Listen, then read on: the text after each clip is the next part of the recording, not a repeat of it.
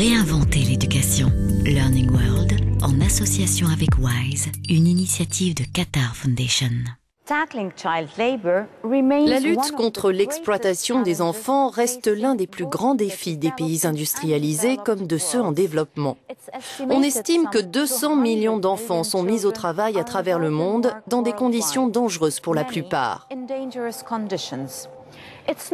Au-delà de l'exploitation, les enfants se retrouvent privés de leur droit fondamental à l'éducation.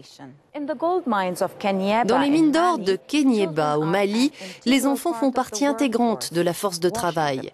Ils lavent le précieux métal, comme l'ont fait des générations avant eux, mais grâce au projet Tackle, pour combattre, ils peuvent aujourd'hui apprendre à lire et à écrire et aspirer à un autre avenir.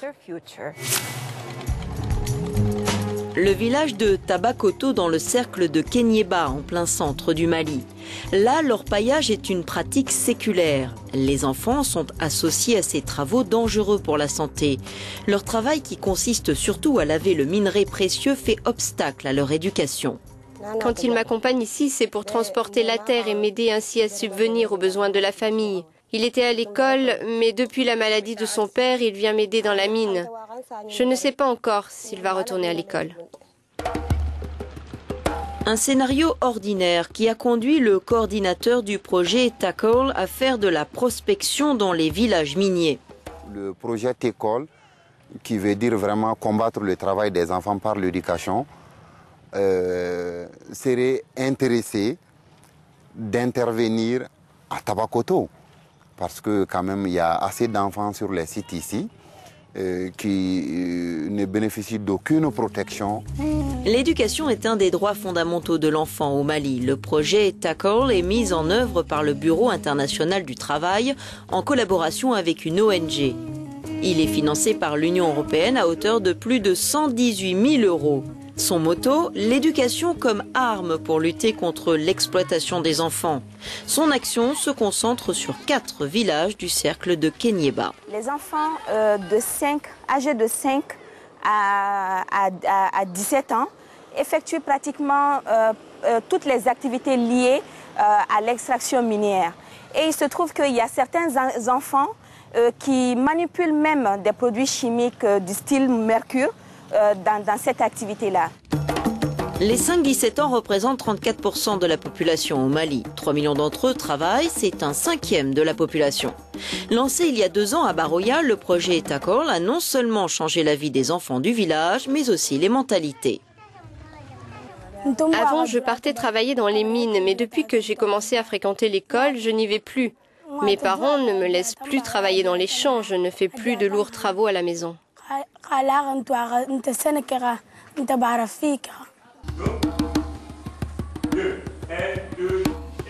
L'école fondamentale de Baroya compte 6 niveaux de classe pour 190 élèves.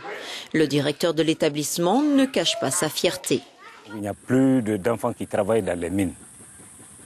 Tous les enfants, soit ils apprennent, même aux heures de repos, soit ils apprennent leurs leçons, ou bien ils sont en train de jouer, soit au foot, ou bien aux jeux manuels.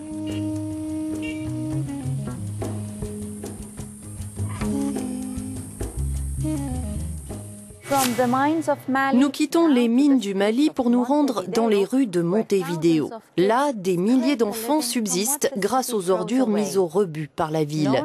Ceux qu'on appelle les carritos passent leur journée à récupérer, transformer et vendre leurs marchandises recyclées sur le bord des routes. Un travail sale et dangereux, mais grâce aux efforts d'une ONG, ils peuvent désormais faire l'expérience de l'école comme n'importe quel autre enfant. Elle est réputée comme la ville la plus sûre d'Amérique latine. Nous sommes à Montevideo, la riche capitale de l'Uruguay. Mais derrière la façade se cache un autre visage. À pied ou à cheval, les carritos, ces enfants sans le sou, survivent grâce au recyclage des déchets.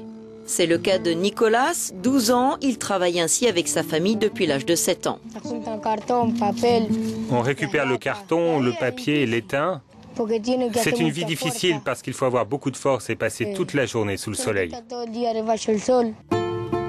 C'est ici à Malvin Norte, dans la banlieue de Montevideo, que les carritos viennent vendre les déchets triés. Un rendez-vous quotidien pour Nicolas. Pour lui, pas d'école donc, c'est classe buissonnière pour tous les enfants dans son cas. Les enfants devraient aller à l'école et pas ramasser les ordures comme ils le font aujourd'hui. Mais le vrai problème, c'est que les parents n'ont pas d'emploi. Si on travaille dans un hôpital ou dans une entreprise de nettoyage, on te paye 2 sous.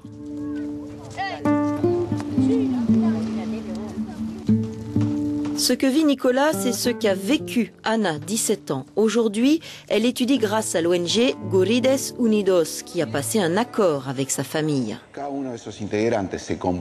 Chacun des membres de la famille s'engage sur une série d'objectifs comme par exemple ne plus faire travailler les enfants, les envoyer à l'école, suivre une formation pour adultes parrainée par notre ONG.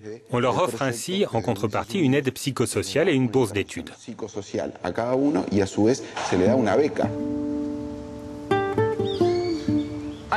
Il y a beaucoup de bonnes choses dans l'enfance et dans l'adolescence. Il n'y a pas que le travail, parce que nous, on a des droits et donc il faut en profiter, non? On a ces droits pour une raison, pour qu'ils soient respectés.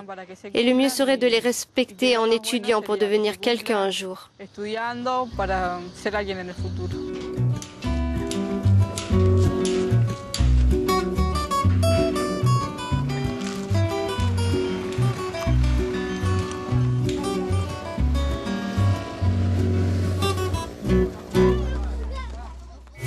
En Chine, un camp de vacances propose aux enfants de goûter à la vie active, un jeu de rôle qui consiste à les immerger complètement dans le monde adulte sans être épaulés par leurs parents. Cette expérience positive et enrichissante leur donne des outils pour l'avenir. Découvrons la Kid Tree School avec ce reportage.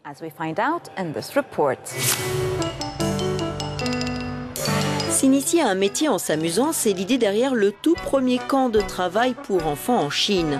À la Kid Tree School, c'est son nom, les enfants ne travaillent pas par obligation, mais parce qu'ils le veulent. Cette expérience éducative les prépare à la vie active, un voyage vers le futur de 3 jours et 2 nuits. Aiguillés par des superviseurs, c'est à eux de trouver la meilleure façon de gagner leur vie. La première étape consiste à souscrire à un prêt à la banque. Avec cet argent, ils peuvent payer leur premier repas et acheter une tente qui devient leur propre logement.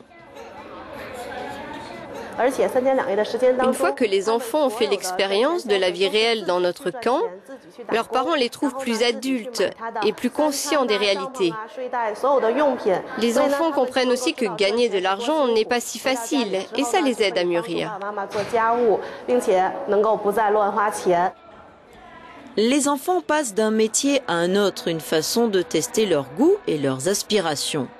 La plupart des enfants arrivent avec une idée très claire du métier de rêve, mais une fois qu'ils commencent à l'exercer, leur perception évolue et ils se découvrent souvent des talents cachés.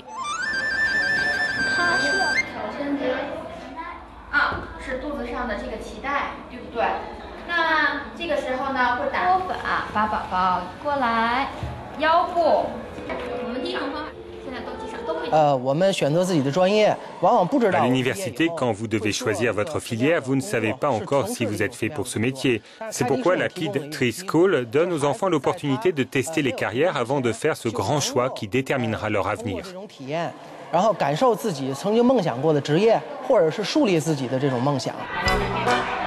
Ici, plein de surprises pour tous et les enfants repartent avec un respect accru pour leurs parents.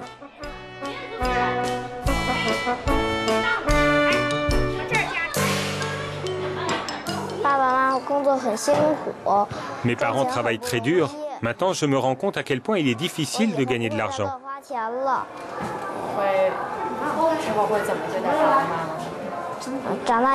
C'est pourquoi je veux travailler dur comme eux.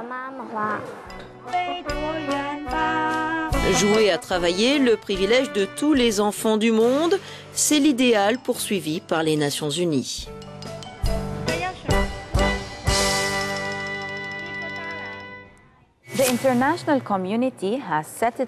La communauté internationale se donne jusqu'à 2016 pour éradiquer le travail des enfants dans le monde. De nombreuses démarches ont été prises en ce sens, mais beaucoup reste à faire. Voilà, c'est tout pour aujourd'hui. À la semaine prochaine. Learning World en association avec WISE, une initiative de Qatar Foundation.